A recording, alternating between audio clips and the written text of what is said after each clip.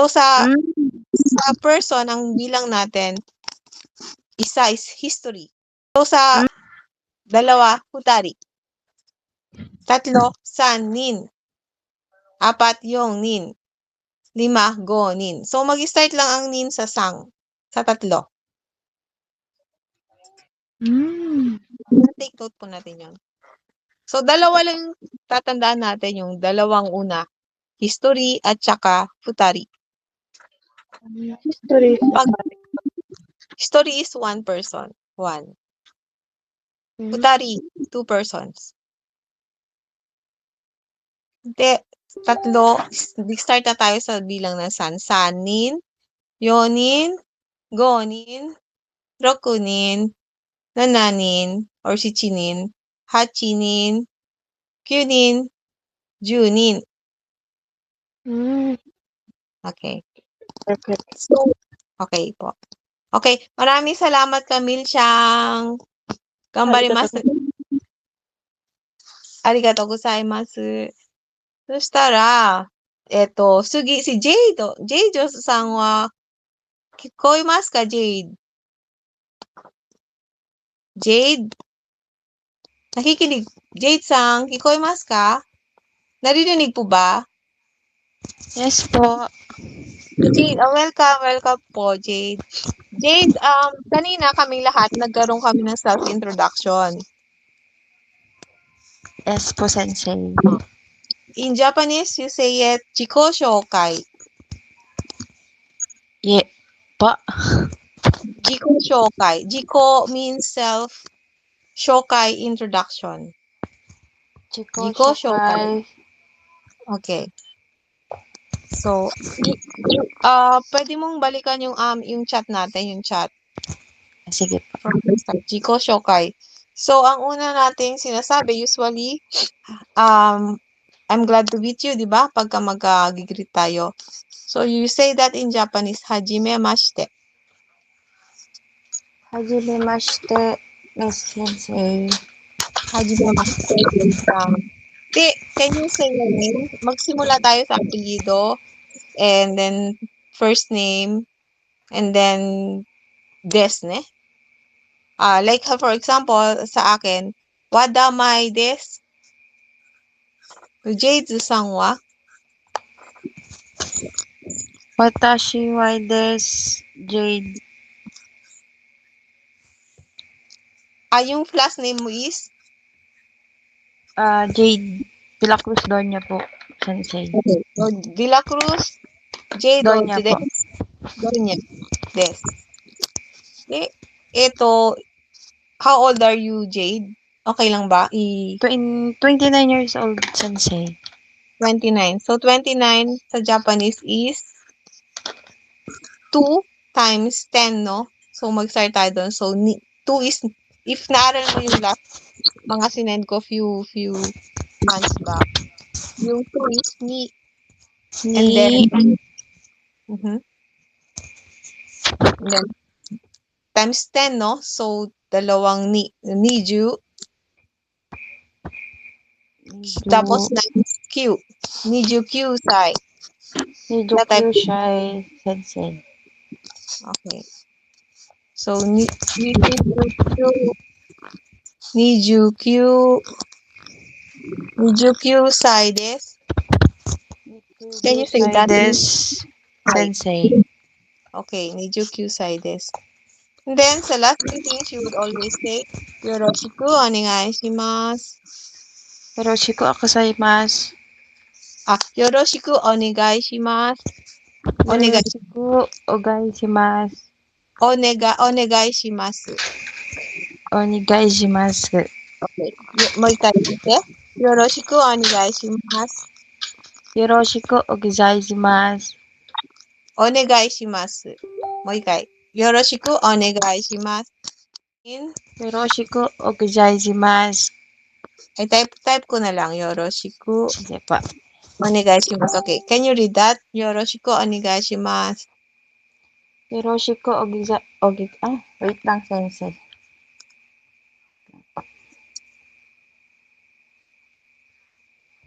Yoroshiku onegai shimasu. Okay, sugoi. Hai. Ja, maraming salamat. Thank you. At domo arigatou gozaimasu, Jeju-san. Then, we go, no? The next is Myrene. Myrene mo, ziko shokai, onegai shimasu. Okay. はじめまして。皆さん、ディゾンマイリンです。4歳です。よろしくお願いします。Ay, sugoi. Sugoi de. Okay.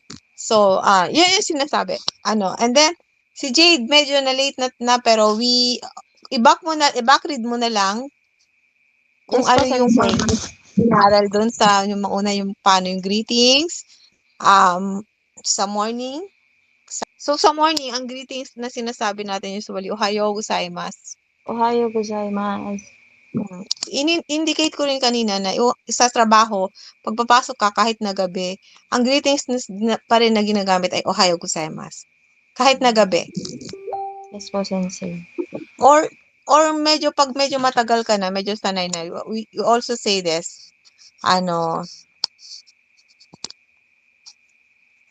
or mas formal.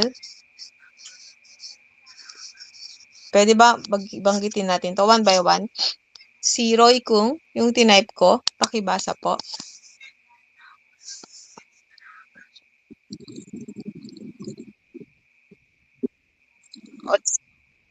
Okay. So, i-omit natin yung you. So, otsukare. Otsukare sama desu. Otsukare sama desu. Thank you for your hard work. Ang meaning po nito. Thank you for your hard work. Thank you for your hard work. Eto, nakakapagod po itong sabihin kasi every time mamimit mo yung kasama mo sa trabaho. Now and then, sinasabi to, no? So, parang ilang beses mo yata siyang sasabihin sa loob ng isang araw. Siguro more than 20 times. Sabi mo, pag nakita mo isa, otsukare sama desu. Ano, wala si Jessa-san. Si Camille siyang muna. Otsukare sama desu. Sorry, hindi ko narinig kasi po. Pakisabi naman yung otsukare. Otsukare sama desu. Otsukare sama desu. Otsukare sama desu.はい。じゃあ、Camilleちゃん、お疲れ様です。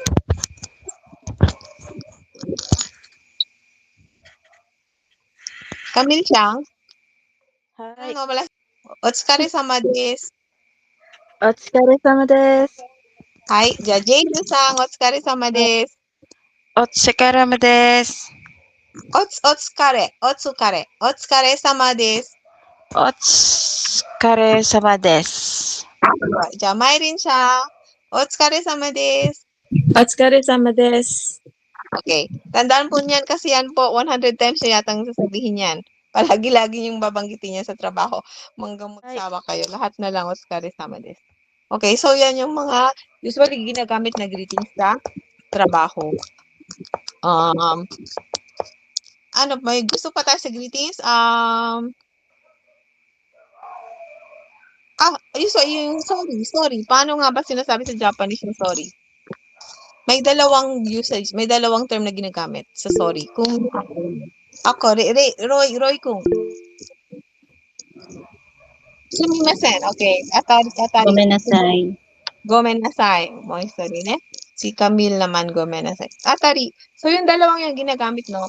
Usually pag talagang you feel sorry, parang may kasalanan ka talaga.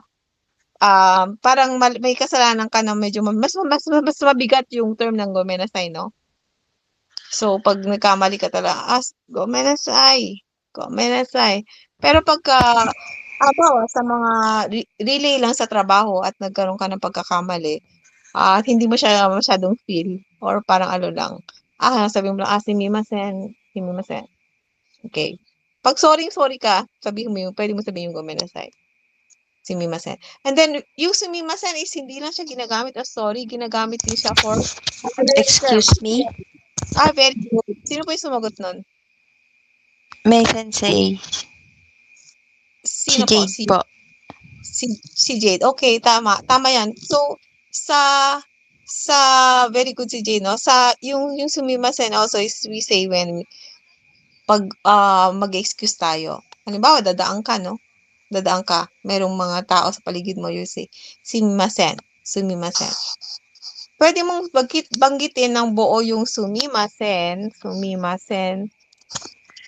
Or, minsan, magtataka ka, hindi na nila sinasabi yan ng sumimasen. Minsan, simasen na lang ang pagsawa sila dyan.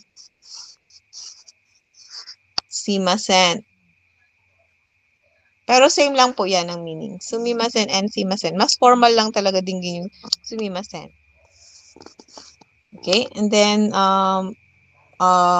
if you would like to catch attention of someone, pwede rin sabihin yung simasen.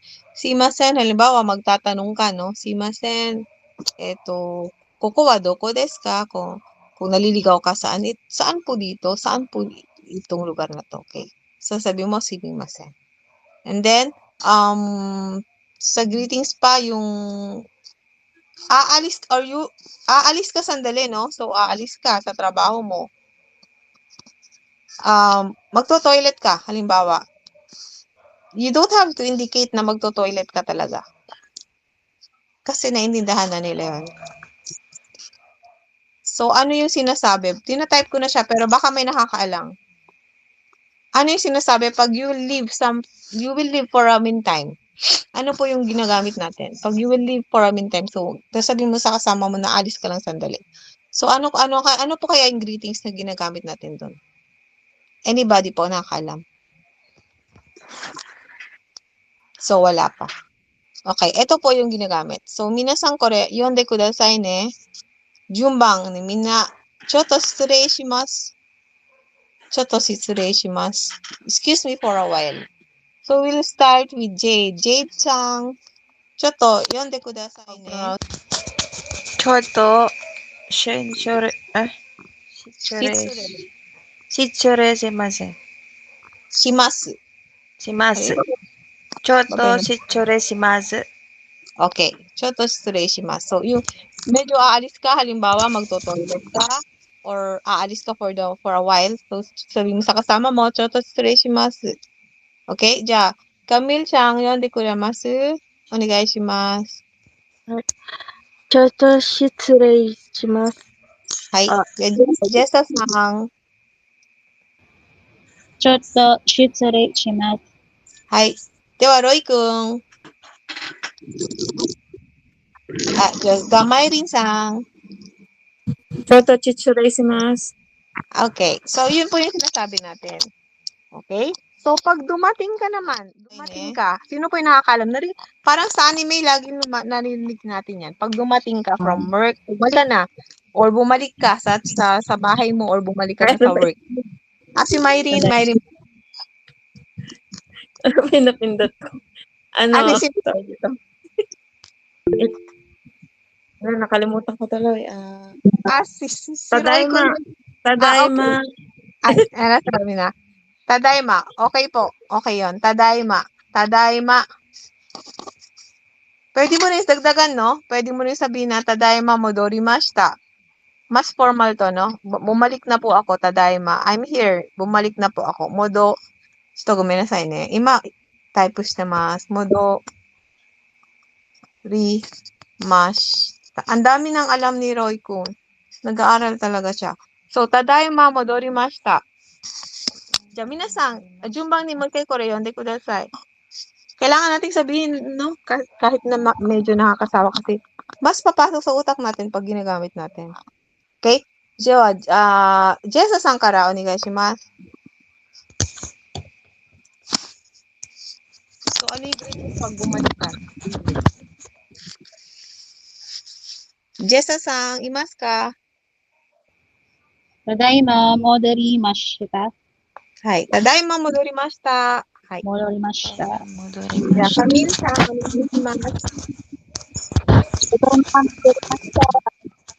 Mylene-san, onegai shimasu. Tadaima modorimashita.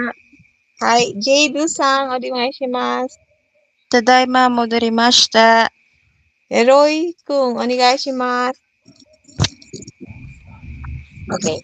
So, yun yung ginagamit natin, no? So, umalis ka rin sa trabaho mo, o umalis ka, pumunta ka sa trabaho, dumating ka sa bahay, may mga kasama ka sa bahay na Japanese or ano, so yun yung sinasabi, tadaima modorimashita.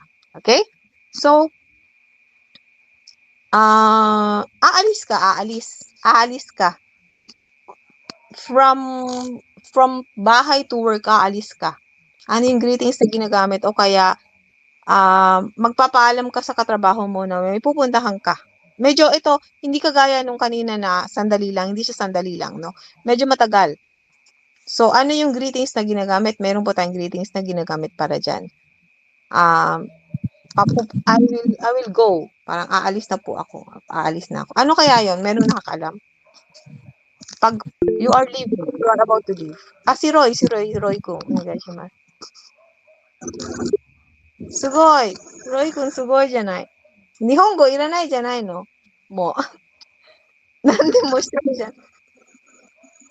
Ittekimasu ne. Ittekimasu. Okay. Ittekimasu. Ittekimasu means I'm leaving. Medyo aalis ka po ng matagal ito. Hindi siya yung choto shitsureishimasu lang. May ittekimasu. Or mayroon pong mas formal version nito, may nakakalam po. Mas formal. Mas formal. Sa mga chat message, ginagamit. O, ito po. Itemairimasu. Same lang po ng meaning yan. Mas formal lang. Itemairimasu. Nasabi ko na, sorry. Sinasasagutin ni Roy. Alam din ni Roy lahat. Pero nasagot ko na kasi. So, pero sabihin na lang natin yung ittekimasu, no? Diyan, minasang ittekimasu, tingin kudasai. Diyan. Sayonara, usually, alam natin sayonara, pero yung sayonara po talagang hindi ka na babalik eh. Usually, sayonara, pagka-aalis ka na talaga. Hindi ka na babalik. Halimbawa, you don't really, hindi na sinasabi din yun. Usually, pag aalis ka na sa trabaho o aalis ka somewhere na nandun ka for the meantime, ang sinasabi lang si Yusun, no? Matane. Pag sayonara talagang ano na yun eh. Ano na, aalis ka na, baka hindi ka na bumalik, gano'n. Goodbye forever. O kaya yung uwi ka na ng Pilipinas, hindi ka na babalik talaga. Yun ginagamit po natin yung sayonara. Pero hindi po siya talaga usually ginagamit. Matane, mas ginagamit nila yung matane. Yun na rin yung ibig sabihin nun na aalis ka na matane. Okay, ilagay ko rin po rito yun, matane. Mas ginagamit nila yung matane or see you soon. See you again. Or see you. Matane. Okay? Okay, so gagawa ko ng dialogue. Pwede ba? Bago matapos hanggang ano lang. Halimbawa, si Kiki Camille Chang ay pupunta siya aalis siya sa trabaho niya, papaalam siya, pupunta siya ng toilet. So, ano po ang sasabihin natin? Kyoto shitsurai shimasen. Okay. Choto shitsurei shimasu. Okay? So, sasabihin mo, Senpai, choto shitsurei shimasu. Mokai itte kureru? Mokai itte kudasai, Camille-chan. Senpai, choto shitsurei shimasu. Si Camille-san. Senpai, choto shitsurei shimasu. Sasabihin ko po. Senpai, choto shitsurei shimasu. Ko. Okay. So, umalis ka, no? So, bumalik na. Bumalik na. So, ano sasabihin ni Roy Kung? Roy Kung, ano sasabihin mo? Bumalik ka na. O kaya rin nasa yung pag may bumalik, no? Pag may bumalik, ikaw ang magwe-welcome. O kaya rin nasa is welcoming. Pero yung sinabi natin kanina, yung bumalik ka na.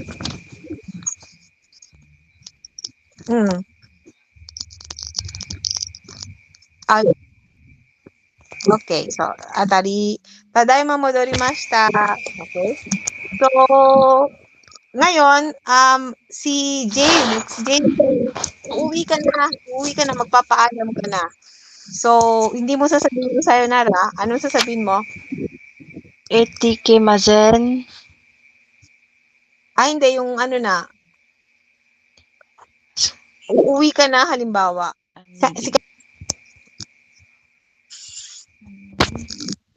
Uuwi ka na, sabi mo, see you. Sasabihin mo lang, see you. Okay, mata, see you. Ano sasabihin mo? Ano sabi ko today, sagot. See you. Ano sasabihin mo sa see you? Anong sa Japanese? See you. Matane. I desu ne. So, mata ne. Okay. And then, so, sabi mo sa kasama mo, thank you for your hard work. Myrin-sang, thank you for your hard work. お疲れです。Bubulol ako lagi dito. Otsukare. お疲れます。お疲れます。お疲れ様です。 Otsukare-sama desu. お疲れ様です。 Okay, so otsukare-sama desu, kagaya nga ng sabi ko, marami na rin beses sasabihin. Pero pag tapos na po yung trabaho, medyo magbabago po yung kanyang end, no? Tapos na yung trabaho. Tapos na, finish na. Ito, kako or past tense niya. Mas maano na naman to. Past tense ng otsukare-sama desu is otsukare-sama deshita. So, uuwi ka na, otsukare-sama. Minasang otsukare-sama deshita. Yung trabaho. Okay? Can we say that ulit? Last na ano natin. Kasi 10:13. 9:30 na. So, otsukare-sama deshita. Minasan, otsukare-sama deshita.じゃあ、みんな順番に来てください。マイリンさんから、otsukare-sama deshita. お疲れ様でした。ジェイジュさん、otsukare-sama deshita. お疲れ様でした。はい。カミルちゃん、otsukare-sama deshita. お疲れ様でした。ジェサちゃん、otsukare-sama deshita. お疲れ様でした。ロイくん、otsukare-sama deshita. Okay. So, for today, yan muna yung lesson natin. Meron ba silang pumasok? Meron ba silang na ano? Pero naman. Okay. Salamat. Sa next natin, so yung availability, ipopost ko na lang kung kailan yung next. Pero this week, meron naman ako, I think, wait lang available ako. Most likely, sa Saturday na ng same time, 8:30 dyan. Kung available kayo, mag-join lang ulit kayo. Iaano ko na lang sa GC ulit kung kailan yung time na pwede tayo ulit mag-video lesson, no?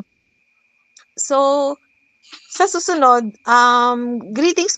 Kasi, kailangan natin mag-converse ng marami in Japanese bago tayo mag-reading. Kasi kahit mabasa ninyo yung nakasulat doon, kung hindi naman natin alam yung meaning, hindi rin natin hindi rin rikai de kinai no ne, hindi natin ma-analyze mabuti. So, you have to speak a lot in Japanese. You have to converse a lot in Japanese. Nihongo deお話、会話ね、頑張りましょうね、皆さんね。よろしくお願いします。はい、わかりましよろしくお願いした。ます。はい。では、よろしくお願いします。はい、ここまでね。up to this na lang. Mata ne! Alam, mayまたね。じゃあね。先生。またね。Ito na lang, ability.